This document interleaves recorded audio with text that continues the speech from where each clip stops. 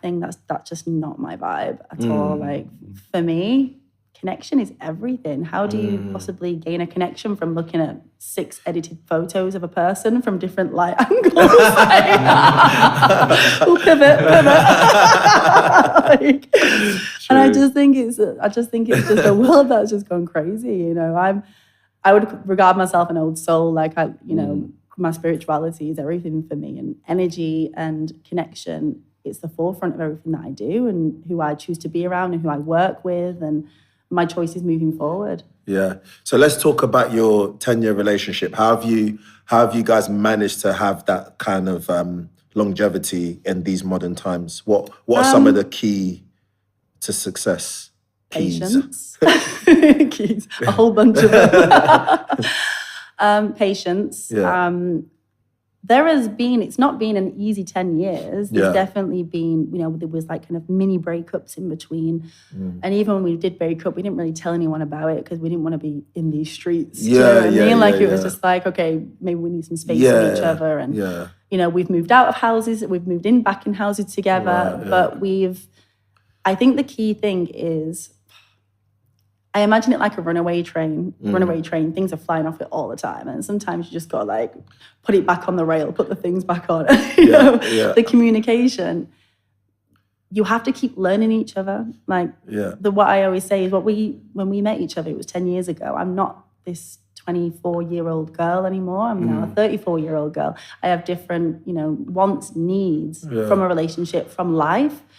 And it's just coming back together and reintroducing yourself to a person along the way and making sure that, who you want to be and where you're going still aligns with each other. Yeah, because changes happen during that time, right? Big changes. Yeah, it's like, how do you stay in touch and change together, like the groove? That's it. It's really important to be open and honest. And there is a lot of things that I would say are kind of his toxic traits from what he had in his family and my toxic traits, and then they really rub up against each other sometimes. And sometimes it's just a reassurance of, whoa, this is not going well. Like, let's go back to the core of this. What's going on? Like, it's not really about the arguments that you're having. It's always about something 10 steps deeper. Yeah. And I think let's just cut to the chase. Can we solve this? Let's pull it right back. Yeah. Very smart, yeah. So quick rewind to school days. Yeah. Were you good at art? Like, I know you loved art, but could you draw? Say art class from primary school, secondary school, could you draw and everyone would be like, oh, that's so sick? Were you one of those? I was a good drawer, and I was good at, I would say, generating ideas. Okay. I feel creative. Like, I was very creative. I was always kind of spoken about for being creative. I'd be like, okay, well, what about this, and this? And then looking at it, it's like, wow, okay. So I think that's where my natural talents really fell with creativity. But technically, I was very good at drawing when I was younger.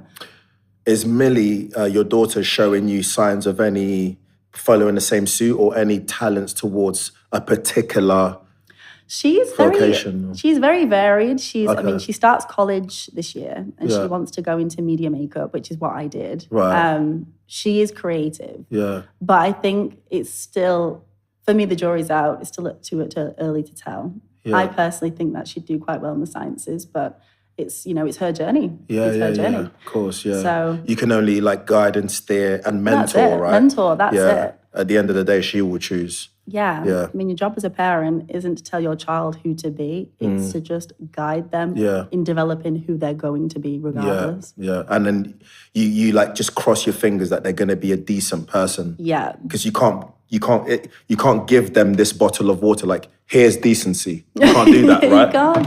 You have to hope and teach. Well, that's it. It's life experiences. Life experiences are so important. I've been through some crazy, crazy life experiences when I was younger, and they definitely shaped me to be the person that I am and made me self-aware and aware of other people and their feelings.